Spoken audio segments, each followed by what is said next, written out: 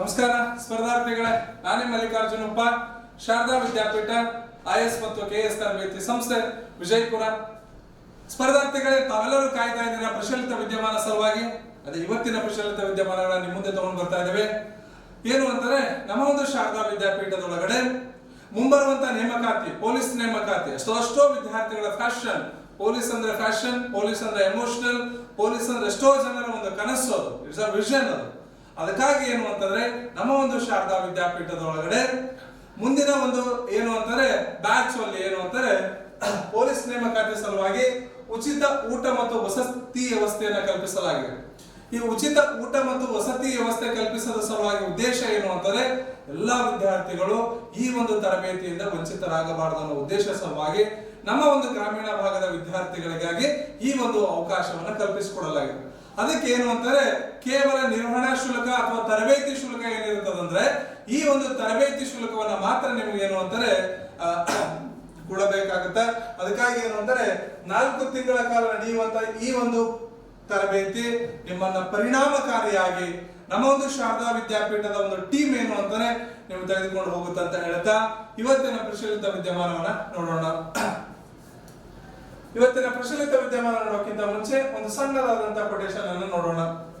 ತಮ್ಗೆಲ್ಲರಿಗೂ ಕೂಡ ಒಂದು ಕನಸು ಏನು ಅಂತಂದ್ರೆ, ನಾನು ಸಮಾಜದಲ್ಲಿ ಗುರುತಿಸ್ಕೋಬೇಕು, ಸಮಾಜದಲ್ಲಿ ಎತ್ತರದಲ್ಲಿ ಬೆಳಿಬೇಕು, ಸಮಾಜದಲ್ಲಿ ದುಡ್ಡು ಮಾಡಬೇಕು. ಪ್ರತಿಯೊಬ್ಬ ಮನುಷ್ಯನಿಗಿರುವಂತ ಆಶೆ ಏನು ಅಂತಂದ್ರೆ ದುಡ್ಡು ಮಾಡುವಂತ ಆಶೆ. ಒಬ್ಬರಿಗೆ ದುಡ್ಡು, ಒಬ್ಬರಿಗೆ ಹೆಸರು, ಒಬ್ಬರಿಗೆ ಬೇರೆ ಬೇರೆ ತಮ್ಮ ತಮ್ಮ ಕ್ಷೇತ್ರದಲ್ಲಿ ಬಹಳಷ್ಟು ಸಾಧನೆ ಮಾಡಲು ಹೊರಡ್ತಾರೆ. ಆದ್ರೆ ಇವೆಲ್ಲ ಮಾಡಬೇಕು ಅಂತಾರೆ ಪ್ರತಿಯೊಬ್ಬ ವ್ಯಕ್ತಿ ಹತ್ರ ಕನಸುಗಳಿರ್ತವೆ. ನಿನ್ನಲ್ಲಿ ಕನಸನ್ನ ಕಾಣುವಂತ ಶಕ್ತಿ ಇದೆ ಅಂತಂದ್ರೆ, ನಿನ್ನಲ್ಲಿ ಕನಸು ಕಾಣುವಂತ ಒಂದು ಏನು ಅಂತಾರೆ ಪರಮಾವಧಿ ನಿನ್ನ ಹತ್ರ ಇದೆ ಅಂತಂದ್ರೆ, ಆ ಶಕ್ತಿ ನಿನ್ನ ಹತ್ರ ಇದೆ ಅಂತಂದ್ರೆ, ಆ ಕನಸನ್ನ ನನಸು ಮಾಡುವಂತ ತಾಕತ್ತು ನಿನ್ನ ಹತ್ರ ಇದೆ. ಆ ಕನಸಿಗೆ ಪುಷ್ಟೀಕರಣ ಕೊಡುವಂತ ತಾಕತ್ತು ನಿನ್ನ ಹತ್ರ ಇದೆ. ಆ ಕನಸಿಗೆ ರೆಕ್ಕೆಯನ್ನು ಕೊಡುವಂತ ತಾಕತ್ತು ನಿನ್ನ ಹತ್ರ ಇದೆ. ಆ ಕನಸಿಗೆ ಜೀವ ತುಂಬುವಂತ ಶಕ್ತಿ ನಿನ್ನ ಹತ್ರ ಇದೆ. ಅದಕ್ಕಾಗಿ ಏನು ಅಂತಾರೆ, ಕನಸುಗಳಿಗೆ ನೀವು ಜೀವ ತುಂಬಬೇಕು ಅಂತಂದ್ರೆ, ಅದು ನನಸಾಗಿ ಹೊರಗಡೆ ಬರಬೇಕು ಅಂತಾರೆ ನೀನು ನಿರಂತರವಾದಂತ ಪ್ರಯತ್ನವನ್ನ ಪಡಬೇಕು. ಅದಕ್ಕೆ ಏನು ಅಂತಾರೆ, ನಿಮಗೆ ಕನಸು ಕಾಣುವ ಶಕ್ತಿ ಇದೆ ಎಂದಾದರೆ, ನಿನ್ನ ಹತ್ರ ಶಕ್ತಿ ಇದೆ ಎಂದಾದರೆ ಅದನ್ನು ನನಸು ಮಾಡುವಂತ ಸಾಮರ್ಥ್ಯವನ್ನು ಕೂಡ ನಿಮ್ಮಲ್ಲಿರುತ್ತದೆ. ಅದಕ್ಕೆ ನೀನು ಮಾಡಬೇಕಾಗಿದೆ ಏನು ಅಂತಾರೆ ನಿರಂತರವಾದಂತ ಪ್ರಯತ್ನ, ನಿರಂತರತೆ. ಒಂದು ಹರಿಯುವಂತ ನೀರು ಬಂಡೆಗಲ್ಲಿನ ಮೇಲೆ ಹರಿತಾ ಹೋಯ್ತು ಅಂತಾರೆ ಆ ಬಂಡೆಗಲ್ಲೇ ಸವೆದು ಹೋಗ್ಬಿಡ್ತೈತಿ. ಅಂತಂದ್ರೆ ಮನುಷ್ಯರು ನಾವು ನಿರಂತರವಾದಂತ ಪ್ರಯತ್ನದಲ್ಲಿ ಬಿದ್ದೆವು ಅಂತಂದ್ರೆ ಹಿಮಾಲಯದಷ್ಟು ಎತ್ತರವಾದಂತ ಸಾಧನೆ ನಾವು ಮಾಡಬಹುದು. ಅದಕ್ಕೆ ನಮ್ಮ ಸ್ಪರ್ಧಾರ್ಥಿಗಳಲ್ಲಿ ಹೇಳುವುದು ಒಂದೇ ಕಿವಿ ಮಾತು ಏನು ಅಂತಾರೆ, ಇವತ್ತು ಆರಂಭಿಕ ಶೂರರಾಗಿ ಇವತ್ತಿನ ಕ್ಷಣನೇ ನಾನು ಹಿಮಾಲಯ ಹತ್ತುತ್ತೀನಿ ಏನಂತ ಛಲ ಇಟ್ಕೊಂಡೆವು, 4 ದಿವಸದ ನಂತರ ಆ ಕನಸು ಅಲ್ಲಿಗೆ ಬಿಟ್ಟೆವು ಅಂದರೆ ಬದುಕಿನುದ್ದಕ್ಕೂ ಕೂಡ ನಾವು ಆರಂಭಿಕ ಶೂರರಾಗ್ತೇವೆ. ಜೀವನದ ಕೊನೆವರೆಗೂ ಕೂಡ ನೀನು ನಿರಂತರವಾದಂತ ಪ್ರಯತ್ನ ನಿನ್ನ ಹತ್ರ ಇತ್ತು ಅಂತಂದ್ರೆ ನೀನು ಯಶಸ್ವಿನ ದಡವನ್ನ ಮುಟ್ಟಬಹುದು ಅಂತ ಹೇಳ್ತಾ ಇವತ್ತಿನ ಪ್ರಚಲಿತ ವಿದ್ಯಮಾನವನ್ನ ನೋಡೋಣ. ಇಲ್ಲಿ ಮೊದಲ ಪ್ರಶ್ನೆ ಏನು ಅಂತ ನೋಡೋಣ ಸ್ನೇಹಿತರೆ. ಇಲ್ಲಿ ಮೊದಲ ಪ್ರಶ್ನೆ, ಇತ್ತೀಚೆಗೆ ಈ ಕೆಳಗಿನವರಲ್ಲಿ ಯಾರನ್ನು ಕೆನಡಾ ದೇಶಕ್ಕೆ ಭಾರತದ ಹೊಸ ಹೈ ಕಮಿಷನರ್ ಅನ್ನ ನೇಮಕ ಮಾಡಲಾಗಿದೆ. ಯಾರನ್ನ ನೇಮಕ ಮಾಡಲಾಗಿದೆ? ಭಾರತದ ಹೊಸ ಹೈ ಕಮಿಷನರ್ ಯಾವ ದೇಶಕ್ಕೆ? ಕೆನಡಾ ದೇಶಕ್ಕೆ ಅಂತ ಕೊಟ್ಟಿದ್ದಾರೆ.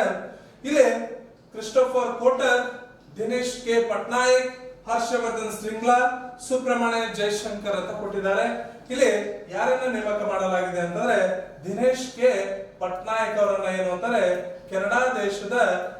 ಕೆನಡಾ ದೇಶಕ್ಕೆ ನೂತನವಾಗಿ ಭಾರತದ ಹೈ ಕಮಿಷನರ್ ಆಗಿ ನೇಮಕ ಮಾಡಲಾಗಿದೆ ಅಂತ ಹೇಳಬಹುದು. ಹಂಗಾದ್ರೆ ಇಲ್ಲಿ ಮುಂದಿನ ಪ್ರಶ್ನೆ ಹೋಗೋಣ. ಮುಂದಿನ ಪ್ರಶ್ನೆ ಏನು ಅಂತಂದ್ರೆ 2025 ರಾಮನ್ ಮ್ಯಾಗ್ನೆಸಸ್ ಪ್ರಶಸ್ತಿಯನ್ನ, ಬಹಳ ಇಂಪಾರ್ಟೆಂಟ್ ಇದೆ ನೆನಪಿರಲಿ. ಈ ಪ್ರಶಸ್ತಿಯನ್ನ ಪಡೆದ ಭಾರತದ ಮೊದಲ ಸಂಘಟನೆ ಯಾವುದು? ಬಹಳ important. 2025 which organization will get, ಯಾವ ಒಂದು ಸಂಸ್ಥೆ ಮ್ಯಾಗ್ನೆಸಸ್ ಪ್ರಶಸ್ತಿಯನ್ನ, ಯಾವ ಮ್ಯಾಗ್ನೆಸಸ್? ರಾಮನ್ ಮ್ಯಾಗ್ನೆಸಸ್ ಪ್ರಶಸ್ತಿಯನ್ನ ತನ್ನದಾಗಿಸಿಕೊಳ್ತು ಅಂತ ಕೇಳಿದಾನೆ.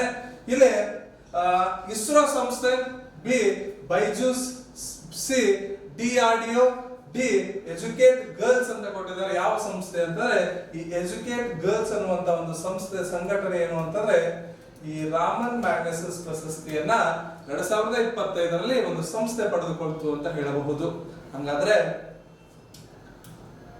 ಮುಂದಿನ ಪ್ರಶ್ನೆ ಹೋಗೋಣ. ಮುಂದಿನ ಪ್ರಶ್ನೆ ಏನು ಅಂತಂದ್ರೆ ಇತ್ತೀಚೆಗೆ ಲೋಕಸಭಾ ಸ್ಪೀಕರ್, ನಮ್ಮ ಭಾರತದ ಲೋಕಸಭಾ ಸ್ಪೀಕರ್ ಯಾರು ಅಂತಂದ್ರೆ ಓಂ ಬಿರ್ಲಾ ಅವರು ಪ್ರಸ್ತುತ ಲೋಕಸಭಾ ಸ್ಪೀಕರ್ ಇವರು. ಸಂಸತ್ತು ಏನು ಒಳಗೊಂಡಿದೆ ಅಂತ ಕೇಳಬಹುದು. ಸಂಸತ್ತು ಏನು ಒಳಗೊಂಡಿದೆ ಅಂತ ಪ್ರಶ್ನೆ ಆಯ್ತು ಅಂತಂದ್ರೆ ತಾವೆಲ್ಲರೂ ಕೂಡ ಆನ್ಸರ್ ಮಾಡ್ತೀರಾ. ಆ ಸಂಸತ್ತಿನ ಒಂದು ಭಾಗ ಯಾವುದು ಅಂತಂದ್ರೆ ಈ ಲೋಕಸಭೆ. ಲೋಕಸಭೆಯ ಪ್ರಸ್ತುತ ಸಭಾಪತಿ ಯಾರು ಅಂತಂದ್ರೆ ಈ ಓಂ ಬಿರ್ಲಾ ಅವರು. ಈ ಕೆಳಗಿನ ಯಾವ ನಗರದಲ್ಲಿ SC ST ಸ್ಕೆಡ್ಯೂಲ್ ಕಾಸ್ಟ್ ಮತ್ತು ಸ್ಕೆಡ್ಯೂಲ್ ಟ್ರೈಬ್ ಸಂಸದೀಯ ಸಮಿತಿಯ ರಾಷ್ಟ್ರೀಯ ಸಮ್ಮೇಳನವನ್ನು ಉದ್ಘಾಟಿಸಿದರು? ಸಂಸದೀಯ ಈ ಒಂದು ಸಮಿತಿಯ ರಾಷ್ಟ್ರೀಯ ಸಮ್ಮೇಳನವನ್ನು ಉದ್ಘಾಟಿಸಿದ್ರು ಅಂತ ಕೇಳಿದರೆ ಎಲ್ಲಿ ಉದ್ಘಾಟಿಸಿದ್ರು ಅಂತ ನೋಡೋಣ. ಇಲ್ಲಿ ಪಾಟ್ನಾ, ಬಿ ಜೈಪುರ್, ಸಿ ನವದೆಹಲಿ, ಡಿ ಭುವನೇಶ್ವರ ಅಂತ ಕೊಟ್ಟಿದ್ದಾರೆ. ಇದಕ್ಕೆ ಸರಿಯಾದ ಉತ್ತರ ಭುವನೇಶ್ವರದಲ್ಲಿ ಉದ್ಘಾಟಿಸಿದ್ರು ಅಂತ ಹೇಳಬಹುದು. ಹಾಗಾದ್ರೆ ಪ್ರಸ್ತುತ ಲೋಕಸಭೆಯಲ್ಲಿ ಈ SC ಮತ್ತು ST ಸಂಸದರು ಎಷ್ಟಿದ್ದಾರೆ ಅಂತ ಕೂಡ ಕೇಳಬಹುದು. ಎಷ್ಟು ಜನ ಪರಿಶಿಷ್ಟ ಜಾತಿಯ ಸಂಸದರು ಇದ್ದಾರೆ, MP-ಗಳಿದ್ದಾರೆ ಅಂತ ಕೇಳಬಹುದು. ಅದನ್ನ ನಾನು ನನ್ನ ಸಂವಿಧಾನದ ವಿಷಯದಲ್ಲಿ ನಾನು ನಿಮ್ಮನ್ನ ದೀರ್ಘವಾಗಿ ತಗೊಂಡ್ಕೊಂಡು ಹೋಗ್ತೇನೆ. ಹಾಗಾದ್ರೆ ಇಲ್ಲಿ ಮುಂದಿನ ವಿಷಯಕ್ಕೆ ಹೋಗೋಣ. ಮುಂದಿನ ವಿಷಯಕ್ಕೆ ಏನು ಅಂತಂದ್ರೆ ಇತ್ತೀಚೆಗೆ ಕಜಕಿಸ್ತಾನದಲ್ಲಿ ಜರುಗಿದ 16ನೇ ಏಷ್ಯನ್ ಶೂಟಿಂಗ್ ಚಾಂಪಿಯನ್ಶಿಪ್ ನಲ್ಲಿ 16ನೇ ಏಷ್ಯನ್ ಎಲ್ಲಿ ನಡೀತು? ಕಜಕಿಸ್ತಾನದಲ್ಲಿ ನಡೆದಂತ ಈ ಪುರುಷರ 25ರ ಮಿಸ್ ಸ್ಟ್ಯಾಂಡರ್ಡ್ ಪಿಸ್ತೂಲಿನ ವೈಯಕ್ತಿಕ ಸ್ಪರ್ಧೆಯಲ್ಲಿ ಚಿನ್ನದ ಪದಕ ಪಡೆದವರು ಯಾರು ಅಂತ ಕೇಳಿದ್ದಾರೆ.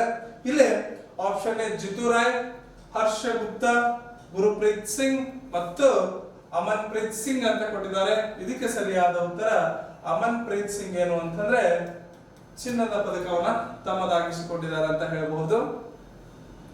ಹಾಗಾದ್ರೆ ನೆಕ್ಸ್ಟ್ ಪ್ರಶ್ನೆ ಹೋಗೋಣ. ನೆಕ್ಸ್ಟ್ ಪ್ರಶ್ನೆ ಏನು ಅಂತಂದ್ರೆ ಇತ್ತೀಚೆಗೆ ಸಮುದ್ರಯಾನ ಯೋಜನೆಯ ಪೂರ್ವ ಸಿದ್ಧತಾ ಕಾರ್ಯದ ಭಾಗವಾಗಿ ಇಬ್ಬರು ಭಾರತೀಯ ಜಲಚರ ವಿಜ್ಞಾನಿಗಳು ಈ ಕೆಳಗಿನ ಯಾವ ದೇಶದ ಸಬ್ಮರ್ಸಿಬಲ್ ನಾಟಿಲ್ ಅನ್ನು ಬಳಸಿದರು ಅಂತ ಕೇಳಿದೆ. ಯಾವ ದೇಶದ ಯಾವುದು ಸಬ್ಮರ್ಸಿಬಲ್ ನಾಟಿಲ್ ಅನ್ನ ಬಳಸಿದ್ರು ಅಂತ ಕೇಳಿದ್ದಾರೆ. ಇಲ್ಲಿ ಯಾವ ದೇಶದ ಅಂತ ನೋಡೋಣ. Option A Russia, B France, C Japan, D America. ಇದಕ್ಕೆ ಸರಿಯಾದ ಉತ್ತರ ಫ್ರಾನ್ಸ್ ದೇಶದ ಏನು ಅಂತಂದ್ರೆ ಸಬ್ಮರ್ಸಿಬಲ್ ನಾಟಿಲ್ ಅನ್ನ ಬಳಸಿದ್ರು ಅಂತ ಹೇಳಬಹುದು. ಹಾಗಾದ್ರೆ ನೆಕ್ಸ್ಟ್ ಪ್ರಶ್ನೆ ಹೋಗೋಣ. ಇತ್ತೀಚೆಗೆ ಜರುಗಿದಂತ 2025ರ ವಿಶ್ವ ಬ್ಯಾಡ್ಮಿಂಟನ್ ಪುರುಷರ ಡಬಲ್ಸ್ ನಲ್ಲಿ ಭಾರತದ ಸಾತ್ವಿಕ್ ಸಾಯಿರಾಜ್ ರಣಕಿರೆಡ್ಡಿ ಚಿರಾಗ್ ಶೆಟ್ಟಿ ಜೋಡಿಯು ಯಾವ ಪದಕವನ್ನು ಪಡೆದುಕೊಂಡಿತ್ತು ಅಂತ ಕೇಳಿದೆ. ಎಲ್ಲಿ ನಡೆದಿತ್ತು? ಬ್ಯಾಡ್ಮಿಂಟನ್ 2025ರ ಈ ಒಂದು ಬ್ಯಾಡ್ಮಿಂಟನ್ ಅಲ್ಲಿ ಈ ಇಬ್ಬರು ಯಾವ ಒಂದು ಪದಕವನ್ನು ಪಡೆದುಕೊಂಡ್ರು ಅಂತಂದ್ರೆ ಇಲ್ಲಿ ಸರಿಯಾದ ಉತ್ತರ ಕಂಚು, ಬ್ರೋಂಜ್ ಅಂತ ನಾವೇನ್ ಕರಿತೇವಲ್ಲ, ಕಂಚು ಪದಕವನ್ನ ತಮ್ಮದಾಗಿಸಿಕೊಂಡಿದ್ದರು ಅಂತ ಹೇಳಬಹುದು. ಇತ್ತೀಚೆಗೆ ಸುದ್ದಿಯಲ್ಲಿದ್ದಂತ ಎಜುಕೇಟ್ ಗರ್ಲ್ಸ್ ಸಂಸ್ಥೆಯ ಸಂಸ್ಥಾಪಕರು ಯಾರು? ಈ ಒಂದು ಎಜುಕೇಟ್ ಗರ್ಲ್ಸ್ ಭಾರತದಲ್ಲಿ ವೈಯಕ್ತಿಕವಾದಂತಹ ಒಂದು ಸಂಸ್ಥೆ ಏನು ಅಂತಂದ್ರೆ 2025ರ ರಾಮನ್ ಮ್ಯಾಗ್ನೆಸಸ್ ಪ್ರಶಸ್ತಿಯನ್ನ ತನ್ನದಾಗಿಸಿಕೊಳ್ತು. ಹಾಗಾದ್ರೆ ಈ ಎಜುಕೇಟೆಡ್ ಗರ್ಲ್ಸ್ ಸಂಸ್ಥೆಯ ಸಂಸ್ಥಾಪಕರು ಯಾರು ಅಂತ ಕೇಳಿದ್ದಾರೆ. ಇಲ್ಲಿ option A Nita Ambani, Sarpina Hussain, doctor Sudha Murthy, Kiran Mazumdar Shaw ಅಂತ ಕೊಟ್ಟಿದ್ದಾರೆ. ಇದಕ್ಕೆ ಸರಿಯಾದ ಉತ್ತರ ಯಾವುದು ಅಂತಂದ್ರೆ ಸಫೀನಾ ಹುಸೇನ್ ಅವರೇನು ಅಂತಾರೆ ಈ ಒಂದು ಎಜುಕೇಟ್ ಗರ್ಲ್ ಸಂಸ್ಥೆಯ ಸಂಸ್ಥಾಪಕರು ಅಂತ ಹೇಳಬಹುದು. ಯಾರು? ಸಫೀನಾ ಹುಸೇನ್. ಹಾಗಾದ್ರೆ ನೆಕ್ಸ್ಟ್ ಪ್ರಶ್ನೆ ಹೋಗೋಣ. ನೆಕ್ಸ್ಟ್ ಪ್ರಶ್ನೆ ಏನು ಅಂತಂದ್ರೆ ಇತ್ತೀಚೆಗೆ ಜಪಾನ್ನಲ್ಲಿ ಪ್ರಧಾನಿ ನರೇಂದ್ರ ಮೋದಿ ಅವರಿಗೆ ಉಡುಗೊರೆಯಾಗಿ ನೀಡಲಾದಂತ ದಾರುಮಾ ಗೊಂಬೆಯನ್ನು ಯಾವ ಗೊಂಬೆ? ಇದೊಂದು ಜಪಾನಿನ ಸಾಂಸ್ಕೃತಿಕ ಕಲೆ. ಇದೊಂದು ಯಾವುದು? ದಾರುಮಾ ಗೊಂಬೆ. ಇದೊಂದು ಸಂಸ್ಕೃತಿಕನ ಪ್ರತಿಬಿಂಬಿಸ್ತದೆ ಜಪಾನ್ ದೇಶದ. ಈ ಗೊಂಬೆಯನ್ನು ಯಾವ ಭಾರತೀಯ ಸನ್ಯಾಸಿಯ ಮಾದರಿಯಲ್ಲಿ ರಚಿಸಲಾಗಿದೆ? ಬಹಳ ಇಂಪಾರ್ಟೆಂಟ್. ಯಾವ ಭಾರತೀಯ ಸನ್ಯಾಸಿಯ ಮಾದರಿಯಲ್ಲಿ, ಅದರ ಹೋಲಿಕೆಯಲ್ಲಿ ಇದನ್ನು ರಚಿಸಲಾಗಿದೆ ಅಂತ ಕೇಳಿದ್ದಾರೆ. ಇಲ್ಲಿ ಆದಿಶಂಕರಾಚಾರ್ಯರು ಅಂತ ಕೊಟ್ಟಿದ್ದಾರೆ, ಧರ್ಮಪಾಲ, ಬೋಧಿಧರ್ಮ ಮತ್ತು ನಾಗಾರ್ಜುನ ಅಂತ ಕೊಟ್ಟಿದ್ದಾರೆ. ಇಲ್ಲಿ ಯಾವುದು ಅಂತಂದ್ರೆ ಸನ್ಯಾಸ ಮಾದರಿಯಲ್ಲಿ ಅಂದ್ರೆ ಬೋಧಿಧರ್ಮನ ಮಾದರಿಯಲ್ಲಿ ಇದನ್ನು ರಚಿಸಲಾಗಿದೆ ಅಂತ ಹೇಳಬಹುದು. ಯಾವುದು? ಬೋಧಿಧರ್ಮ. ಹಾಗಾದ್ರೆ ಮುಂದಿನ ಪ್ರಶ್ನೆ ಹೋಗೋಣ. ಮುಂದಿನ ಪ್ರಶ್ನೆ ಏನು ಅಂತಂದ್ರೆ, ಇತ್ತೀಚೆಗೆ 2025 ಅಶೋಕ ಪ್ರಹಾರ ಅಶೋಕ್ ಪ್ರಹಾರ ಎಂಬ ಜಂಟಿ ಸೇನಾ ಐಟಿಬಿಪಿ ಸಮರಾಭ್ಯಾಸವನ್ನ ಯಾವ ರಾಜ್ಯದಲ್ಲಿ ನಡೆಸಲಾಯಿತು ಅಂತ ಕೇಳಿದ್ದಾನೆ. ಇಲ್ಲಿ ಸರಿಯಾದ ಉತ್ತರ ಯಾವ್ದು ನೋಡೋಣ. ಇಲ್ಲಿ ಸಿಕ್ಕಿಂ ರಾಜ್ಯ, ಲಡಾಖ್, ಉತ್ತರಾಖಂಡ, ಅರುಣಾಚಲ ಪ್ರದೇಶ ಅಂತ ಕೊಟ್ಟಿದ್ದಾರೆ. ಈ ಅಶೋಕ್ ಪ್ರಹಾರ ಒಂದು ಸಮರಾಭ್ಯಾಸವನ್ನ, ಜಂಟಿ ಸೇನಾ ಮತ್ತು ಐಟಿಬಿಪಿ ಸಮರಾಭ್ಯಾಸವನ್ನು ಅರುಣಾಚಲ ಪ್ರದೇಶ ರಾಜ್ಯದಲ್ಲಿ ನಡೆಸಲಾಗಿದೆ ಅಂತ ಹೇಳಬಹುದು. ಹಾಗಾದ್ರೆ ಮುಂದಿನ ಪ್ರಶ್ನೆ ಹೋಗೋಣ. ಮುಂದಿನ ಪ್ರಶ್ನೆ ಏನು ಅಂತಂದ್ರೆ, 2025 ಆರಂಭದಲ್ಲಿ ಜಾಗತಿಕ ಹೊರಸೂಸುವಿಕೆ ಹೆಚ್ಚಳಕ್ಕೆ ಯಾವ ದೇಶವು ಹೆಚ್ಚಿನ ಕೊಡುಗೆಯನ್ನು ನೀಡಿದೆ? ಯಾವ ದೇಶವು ಹೆಚ್ಚಿನ ಕೊಡುಗೆಯನ್ನು ನೀಡಿದೆ ಅಂತ ಕೇಳಿ, ಹೊರಸೂಸುವಿಕೆ ಎಮಿಷನ್ ಅಂತ ನಾವು ಕರಿತೇವಲ್ಲ, ಈ ಹೊರಸೂಸುವಿಕೆಯನ್ನ ಹೆಚ್ಚಳಕ್ಕೆ ಯಾವ ದೇಶವು ಹೆಚ್ಚಿನ ಕೊಡುಗೆಯನ್ನು ನೀಡಿದೆ ಅಂತ ಕೇಳಿದ್ದಾರೆ. ಇಲ್ಲಿ China, B Bharat, C Brazil, D America ಅಂತ ಕೊಟ್ಟಿದ್ದಾರೆ. ಇದಕ್ಕೆ ಸರಿಯಾದ ಉತ್ತರ ಅಮೆರಿಕ ದೇಶ ಸರಿಯಾದ ಉತ್ತರ ಅಂತ ಹೇಳಬಹುದು. ಇದಿಷ್ಟು ಇವತ್ತಿನ ಪ್ರಚಲಿತ ವಿದ್ಯಮಾನಗಳು.